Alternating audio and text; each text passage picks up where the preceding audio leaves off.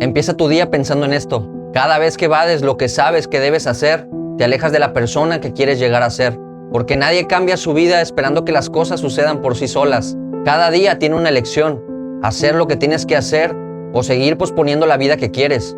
Y recuerda algo muy importante: el tiempo que desperdicias cada día es el mismo tiempo que pudiste haber ahorrado para alcanzar tus objetivos. Y aunque nadie vea lo que haces cuando estás solo, asegúrate de una cosa: que Dios sí lo vea. Porque las recompensas más grandes muchas veces parecen llegar de la noche a la mañana, pero detrás de ellas hay años de desafíos que nadie vio.